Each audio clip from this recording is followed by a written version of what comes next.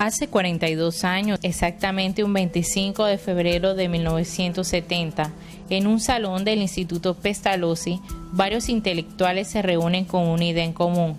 crear una fundación para niños y jóvenes con capacidades intelectuales superiores a las normales, pero de escasos recursos.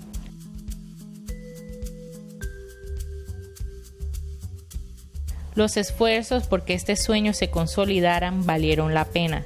cuando con el transcurrir de los años pasaron de un selecto grupo de 30 alumnos a un notorio aumento en su población estudiantil. Sin embargo, es hasta el año de 1979 que los alumnos de esta fundación recibieron un diploma como bachiller egresado,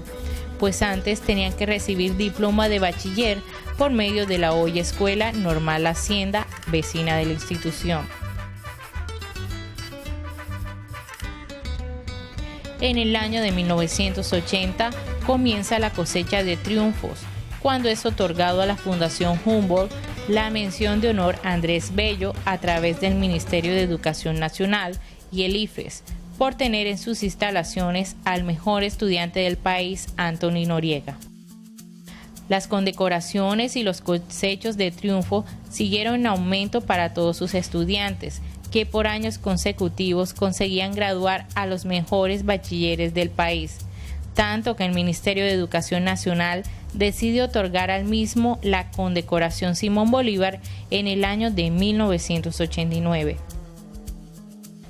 Viendo cómo su proyecto de una fundación creada para alumnos con capacidades intelectuales extraordinarias ya había tomado forma y de manera exorbitante superaba sus expectativas, aquellos socios del Club Rotario de Barranquilla que se reunieron una vez en aquel salón del Instituto Pestalozzi deciden dejar tal fundación en manos del distrito, por lo que en el año de 1997 pasa de ser Fundación Humboldt a denominarse Instituto Alexander von Humboldt, que aún con el paso de los años sigue manejando su ideología, su misión y su visión: la excelencia en cada uno de sus bachilleres egresados.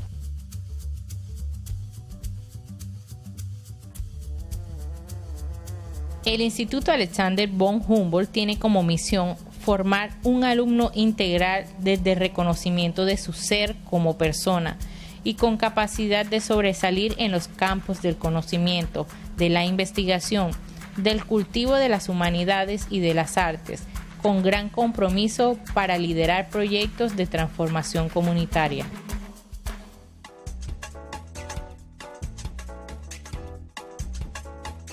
Nos visionamos como un colegio que desarrolla el potencial de estudiantes y de manera particular brinda respuesta a los que poseen capacidades o talentos excepcionales, a quienes se les debe responder con estrategias y metodologías innovadoras para ayudarlos a formar esencialmente como seres humanos, pero con gran capacidad de sobresalir en los distintos campos del conocimiento científico, las humanidades y las artes.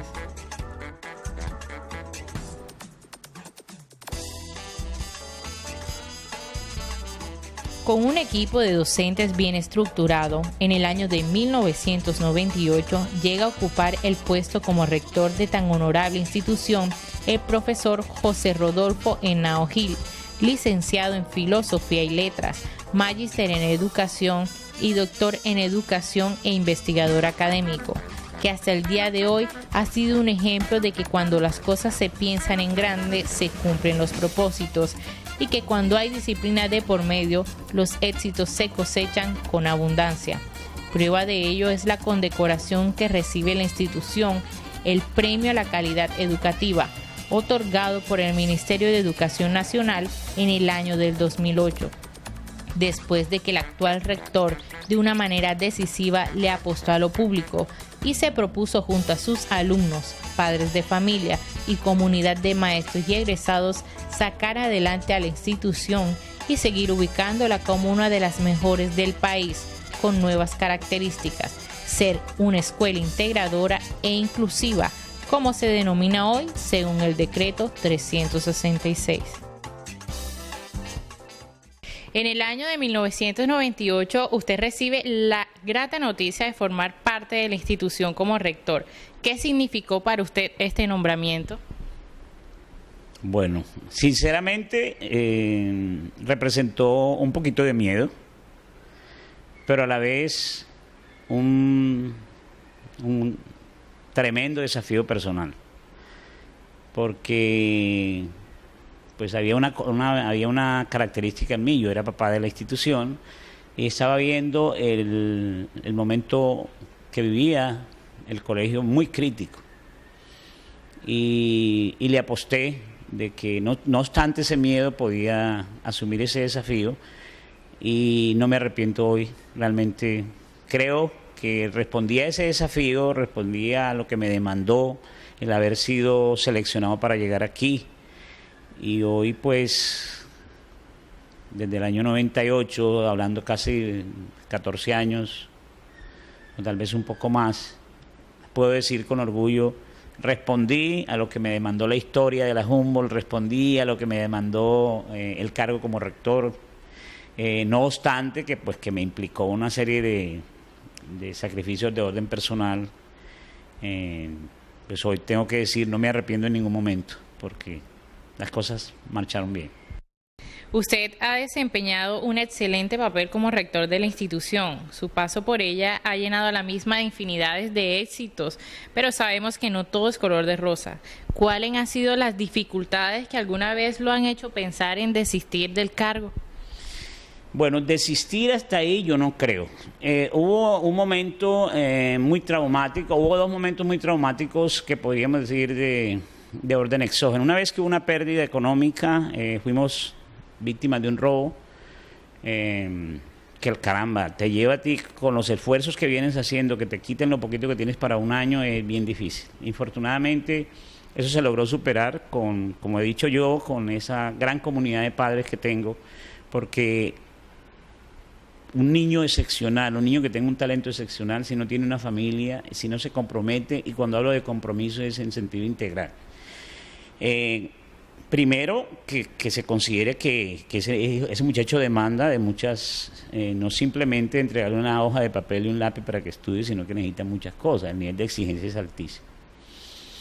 Entonces, cuando tú te ves de pronto en un momento dado sin un peso, cómo coadyuvar, cómo formar, cómo ayudarlo, pues ahí es como el punto más traumático. Por eso puedo señalar que ese es uno de los puntos más difíciles. El otro estuvo asociado con un desastre natural, un tornado que vivió la institución, en la cual infortunadamente muchos de mis alumnos, 21 en total, sufrieron daños físicos, daños morales, daños psicológicos, pero que afortunadamente Dios permitió y las ciencias médicas estuvieran ahí. De pronto algunos no cumpliendo esos sueños que alguna vez trazaron, pero otros ya hoy, aún con alguna limitación o alguna inhabilidad física, hoy son exitosos, estudiantes exitosos. Tienen la vida, que es lo más importante. Pero hay elementos que son, diría yo, que no deberían ser, pero se dan. El desconocimiento, por ejemplo, de la política de inclusión o de potenciación de niños, el que la desconozcan, el que desconozcamos que existe un marco legal trazado por la Constitución Política de Colombia, por las distintas leyes, por la manera como se ha legislado en el país por el niño con una necesidad educativa especial. Entonces se plantean políticas de Estado que no son, primero, en algunos contextos son desconocidas, algunos funcionarios las desconocen, y desde ese punto de vista pues hay un peligro que es inminente de pronto de darte un tratamiento igual a todo el mundo, o considerar que este tipo de estudiante puede vivir con lo mínimo cuando él necesita lo máximo. Y estoy hablando en el plan económico, estoy hablando en el plan organizacional, en todos los planos posibles, y obviamente en el concepto de que es un mandato cuando tiene que ser no global sino específico. No es lo mismo manejar una población Down o una población con una necesidad educativa especial, un niño autista, que también decir no es lo mismo hablar de un niño que por su condición natural puede llegar a ser un niño excepcional desde el punto de vista cognitivo, desde el punto de vista artístico, o en su defecto que Dios no lo dé como un genio, como un chico con superdotación, y en ese caso estamos hablando de una necesidad supremamente especial, porque desde las estrategias, desde los maestros, desde los acompañamientos, desde el currículo, desde la financiación, desde la necesidad de competencia, eso. Entonces se ve uno como muy limitado, entendiendo que estos chicos ellos demandan de mucha atención, no solamente en el plano cognitivo, sino en el acompañamiento que tiene. Yo, a modo de ejemplo, cómo mandar un niño a nivel internacional a que represente a Colombia cuando la situación financiera de su familia es precaria o por la escuela no puede dar respuesta. Entonces, en ese macro necesidad, esas distintas variables donde se debe de pronto mirar la institución desde una particularidad sin ser excluyente, obviamente. Pero sí, si yo tengo una población incluida que reúne esas condiciones, es deber del Estado, es deber de la familia, es deber de las instituciones, es deber del gobierno central, es deber de las localidades, es deber de los distritos o de los departamentos, de entender en su particularidad que esa institución debe darse en un tratamiento especial y no desconocer en ningún momento el marco legal desde el cual estas instituciones funcionan, en cualquiera, ya sea excepcionalidad hacia arriba o hacia abajo, y en esa condición comenzar a atenderlas como tal. Entonces, los retos y las necesidades sí se presentan y te llevan de pronto no a decir yo voy a renunciar, sino óyeme, qué difícil llevar una tarea como esta, llevar una institución como esta a los logros que tiene dentro de un marco de referencia tan difícil. Muchos de los alumnos de esta institución han sido destacados medallistas olímpicos a nivel nacional e internacional en química, física y matemática. ¿Cómo es la preparación y el apoyo tanto financiero como educativo que se le ofrece a estos alumnos? Bueno, un estudiante jumbolista maneja el concepto de emulación o de competencia como algo que también introyecta en su proyecto de vida, en sus 11, 12 años que puede estar con nosotros a nivel institucional. Esa condición natural o ese nivel de demanda o exigencia misma lo hace ser un estudiante por naturaleza competitivo. Es decir, sabe que en cualquier momento va a competir en alguna de sus condiciones o de sus competencias naturales. Es decir, si yo soy muy bueno para danza, en algún momento tendré que mostrar que soy bueno ante mis compañeros, pero además voy a competir por fuera. Pero si yo descubro que mi inteligencia prevalece, es la lógico-matemática, soy un buen matemático, ese tipo de condición o ese tipo de competencia te lleva también a decir yo no soy una necesidad educativa especial y debo atenderla como tal. Los esfuerzos que hay que hacer son mancomunados y son muchos y a veces frustrantes. Hablemos de los últimos 3 años en la institución. Caso patético, el caso ayer, el año pasado de Sergio Monsalve, hoy estudiante importantísimo, Universidad Nacional, estudiando química pura. Hablemos de Logan, premiado en la Universidad del Norte. Hablemos este año de Jorge García, que es medalla internacional en física y astronomía. Mandar un chico a España, mandarlo a Portugal, mandarlo a Brasil, eso no se consigue con un peso. Entonces, la institución, desde el recurso propio y el recurso más valioso, no desconozco lo poco o lo mucho que da el gobierno, porque obviamente llega, pero llega en desventaja porque nosotros somos muy poquitos estudiantes. Cuando tú trabajas con una institución de inclusión de cualquier tipo, no estoy hablando solo de excepcionalidad cognitiva o de talento, no, estoy hablando que cuando trabajas en instituciones de inclusión desde la disfuncionalidad cognitiva, motora, hay unas necesidades educativas especiales.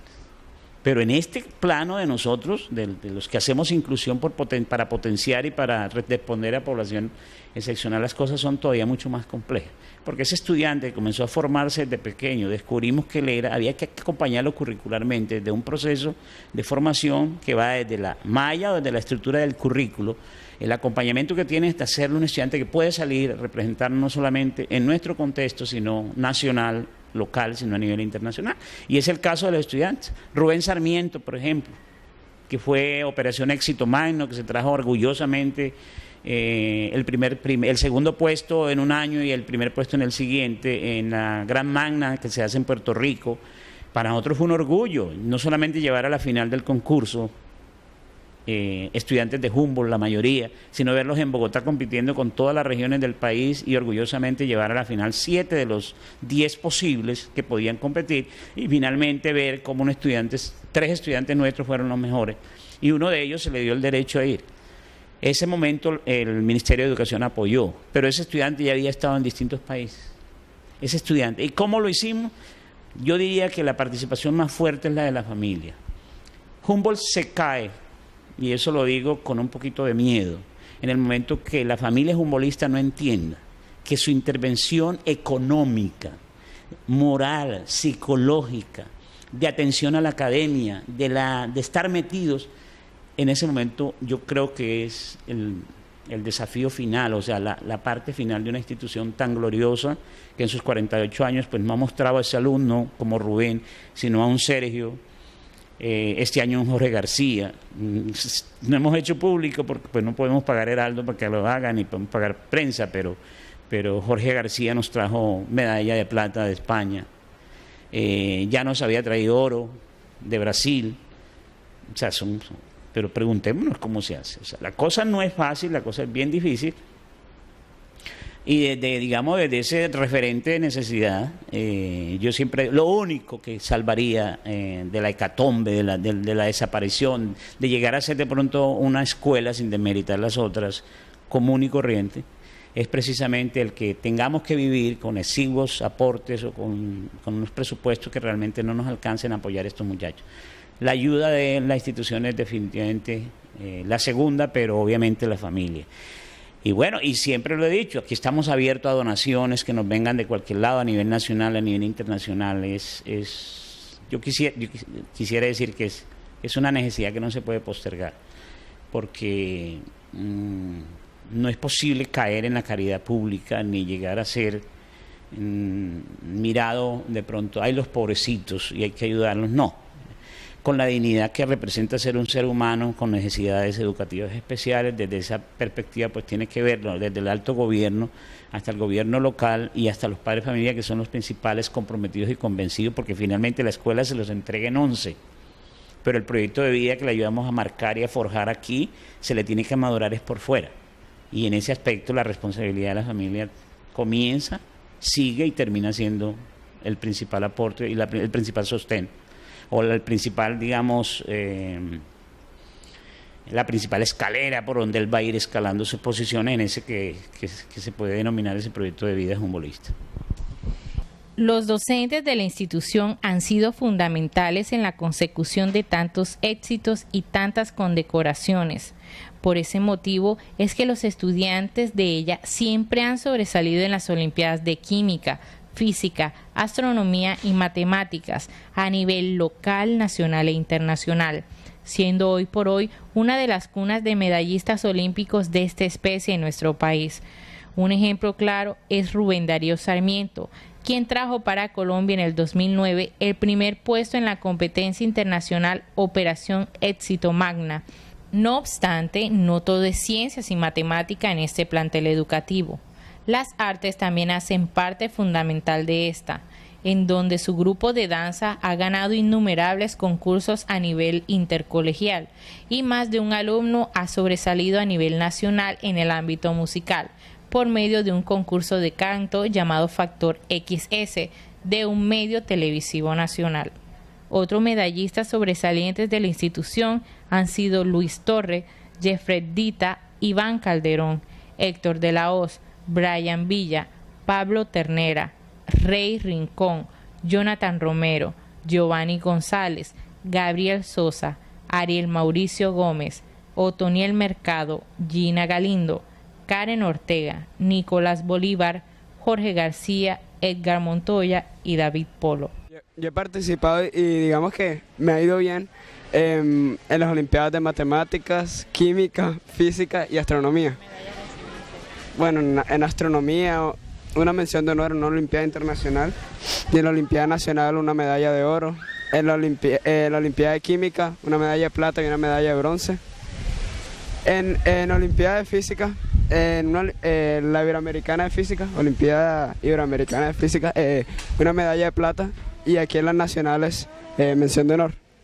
Es por esto que el Instituto Alexander von Humboldt es un ejemplo de calidad educativa, convivencia e integración comunitaria, lo que le ha permitido que este centro educativo se mantenga en el estándar de los mejores colegios del país y como punto de referencia y emulación para instituciones de carácter privado de la ciudad y del departamento, convirtiendo el famoso refrán "no es cuánto se tenga, sino cómo se utiliza lo poco que tenemos para cumplir nuestros sueños" en la realidad de muchos, dentro y fuera de la institución.